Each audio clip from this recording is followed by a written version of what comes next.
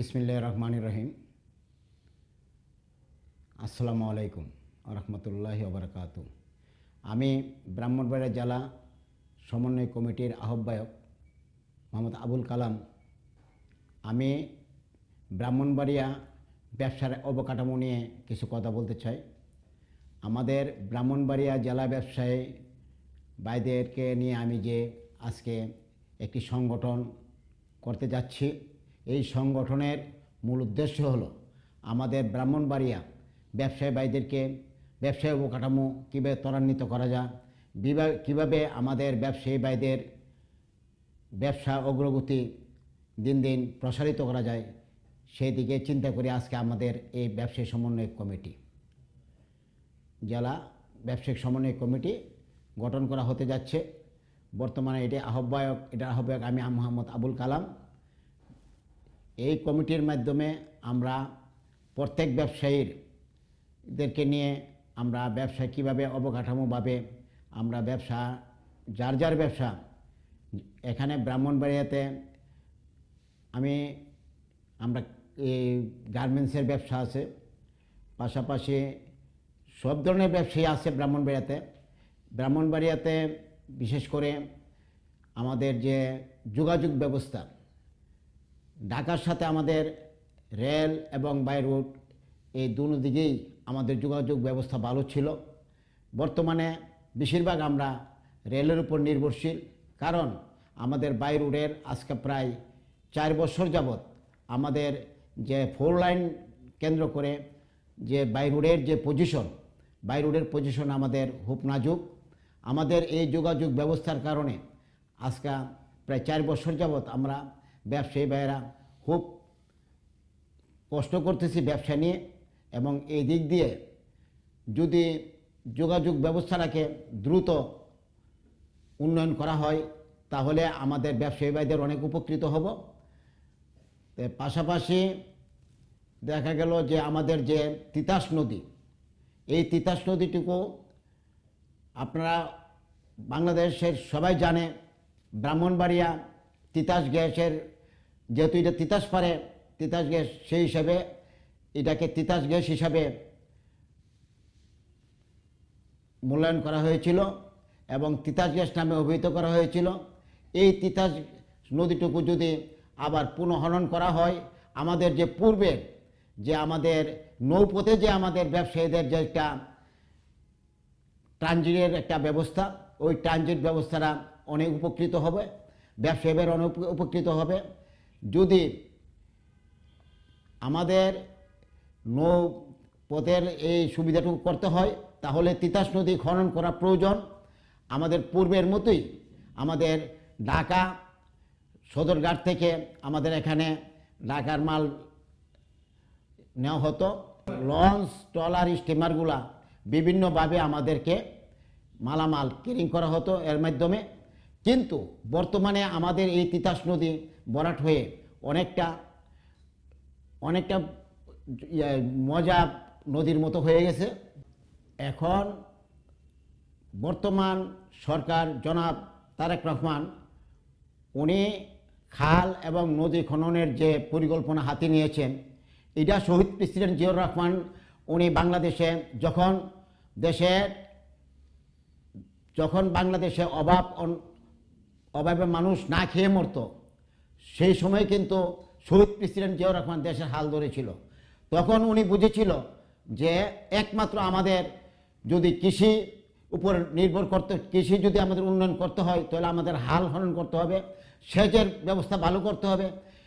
তারই আলোকে আজকের আমাদের শহীদ প্রেসিডেন্ট জিয়াউর রহমানের সন্তান জনাব তারেক রহমান উনি ওই দিকে নজর দিয়েছে। পাশাপাশি আমাদের হাল খনন থেকে ধরে নদী খনন সব দিকে উনি এটাকে এটার উপরে উনি সিংহভাগ চিন্তা করতেছে যে এটা কিভাবে হাল খননের মাধ্যমে কিভাবে সেচ দ্বার প্রান্তে পৌঁছে দেওয়া যায়, এবং যেসব নদী ভরাট হয়ে গেছে এই নদীগুলা কিভাবে খনন করে এটা পুনর্জীবিত করা যায়। তারই আলোকে কিন্তু আমরা বলতে হয় যে আমাদের তিতাস নদী, আমাদের যে আগের যে তিতাস নদীর যৌবন ছিল, এই তিতাস নদী ভরাট হয়ে আস্তে আস্তে তার যৌবন অনেকটা শেষ হয়ে গেছে। বর্তমানে আমাদের এলাকায় অনেক কিছু ভূমিদস্যু আছে যারা তিতাস নদীর পাশাপাশি আমাদের যে একটা জলাশয় আছে, আমাদের ব্রাহ্মণবাড়িয়ার একটা জলাশয় আছে যেখানে এটাকে বিল এলাকা বলে, ওই এলাকা থেকে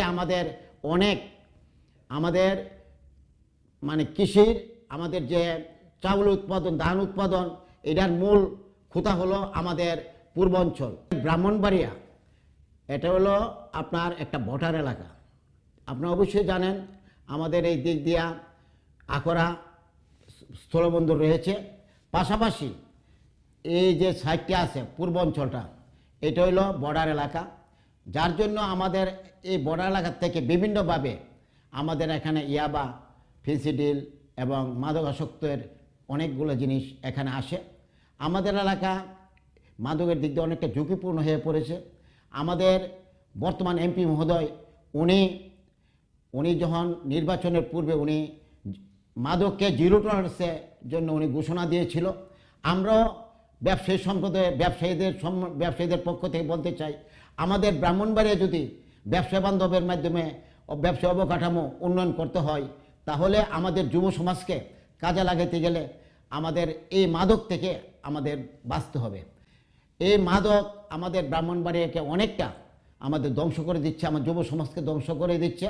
এই যুব সমাজকে ধ্বংসের হাত থেকে বাঁচাতে হলে আমাদের এমপি মহোদয় যে মাদকের যে জিরো টলারেন্সের যে একটা ঘোষণা দিয়েছিল, এটা বাস্তবায়ন করতে হবে। এই বাস্তবায়নের জন্য আমাদের ব্যবসায়ীর পাশাপাশি প্রত্যেক পাড়ায় পাড়ায় মাদক বিরোধী সংগঠন গড়ে তুলতে হবে। এটা বিগত 17 বছর ব্রিটিশ সরকারের আমলে আমাদের এই যুব সমাজকে বিভিন্নভাবে তারা ধ্বংসের দিকে চলে যাচ্ছিল। বর্তমান সরকার আসার পরে সরকার যেভাবে নিয়ে প্রত্যেক উপজেলাতে একটি করে মাঠ দেওয়ার ব্যবস্থা করতেছে, মানে ফুটবল খেলার জন্য। সরকার কিন্তু জিনিসটাকে ফুটবলের দিকে নজর দেওয়ার মূলত কারণ হলো ফুটবল একটা এমন একটা বিনোদন, যে বিনোদনের মাধ্যমে ছেলেরা আকর্ষিত হয়। বিকালবেলা ফুটবল নিয়ে খেলার পরে এটা একটা শরীর চর্চা পাশাপাশি একটা খেলার একটা বিনোদন তারা পাইতেছে। আগে যে ক্রিকেট খেলাটা ছিল, সারাদিন ক্রিকেট খেলতো, কিন্তু ফুটবলটাকে অনেকটা মানুষ ভুলে গিয়েছিল। কিন্তু এই সরকার আসার পরে উনি যেভাবে ঘোষণা দিয়েছে, প্রত্যেক এলাকায় প্রত্যেক উপজেলাতে একটি করে খেলার মাঠ থাকবে, প্রত্যেক ইউনিয়নে একটা খেলার মাঠ থাকবে। এই জন্য আমরা আমাদের ব্রাহ্মণবাড়িয়া যারা আছে, ব্রাহ্মণবাড়িয়া আমাদের বর্তমান এমপি মহোদয় উনি এই খেলার মাঠের জন্য উনি যাতে করে ছেলেরা এই বিনোদনটি গ্রহণ করতে পারে, এই জন্য উনি সুব্যবস্থা করার ব্যবস্থা করতেছে। যেহেতু খেলার কথা আসলো, তো আজকে রাতে 1টা বাজে আর্জেন্টিনা এবং স্পেনের ফাইনাল খেলা, আপনি কোন দলকে সমর্থন করেন?